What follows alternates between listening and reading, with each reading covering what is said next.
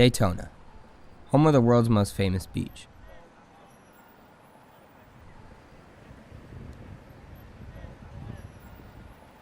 Where not only can you sit back and relax on the beach, but drive on it too.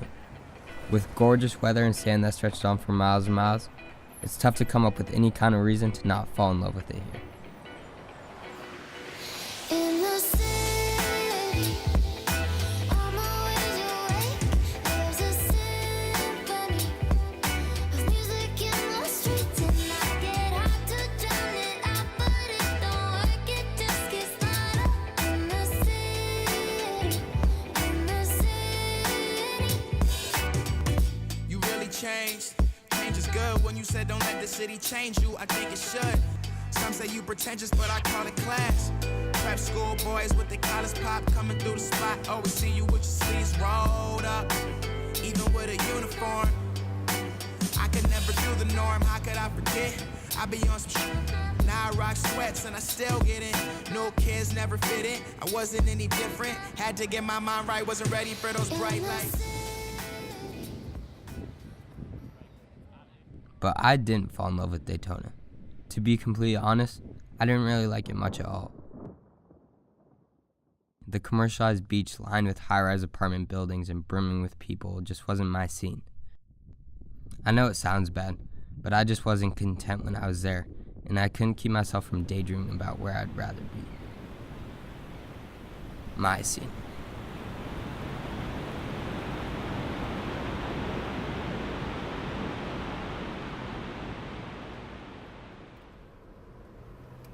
Run, run, don't trail behind. Keep moving, the beast won't stop till we're dead. All the scrapes on our knees will tell you where we've been, where we have bled. All we played high.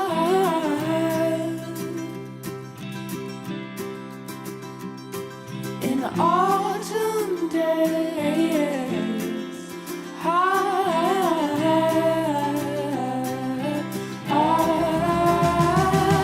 one leg on our heads till the day is won. Won't stop running till we reach the sun.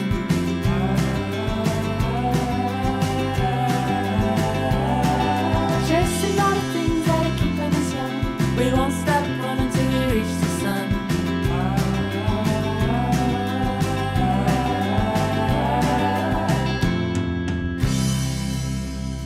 We are all creatures of the sun.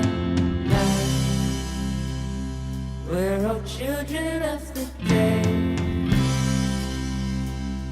We're just chasing what we can ever get, ever have.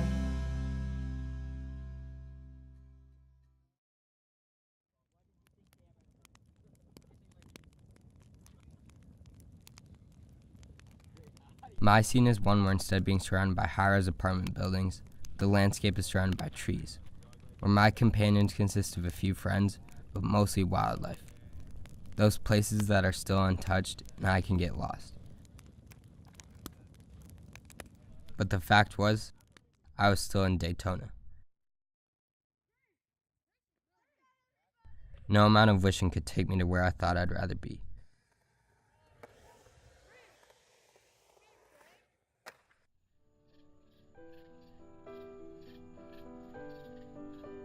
So I needed to figure something out. I didn't want to spend my vacation wishing I was somewhere else.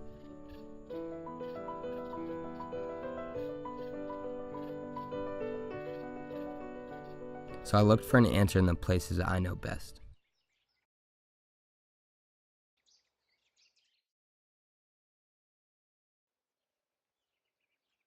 In these places, I noticed that there's a rhythm to everything around me. The fluttering of a bird's wings, the push and pull of the wind on my hand, the ceaseless rise and fall of the ocean. Everywhere I looked, I saw highs and lows, just like the highs and lows I felt in my own life. When I was somewhere I appreciated, doing something I enjoyed with people I loved, I'd feel so up.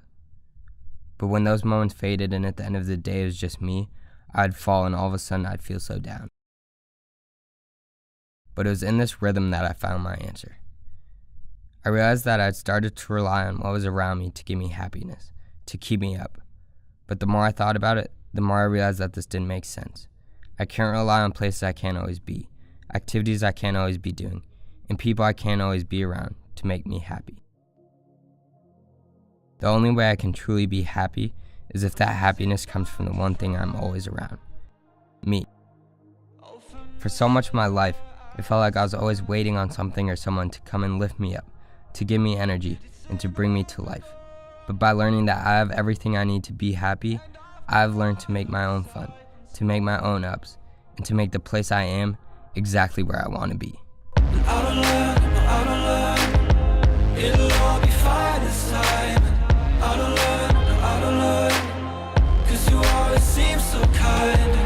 I don't learn, it'll all be fine this time.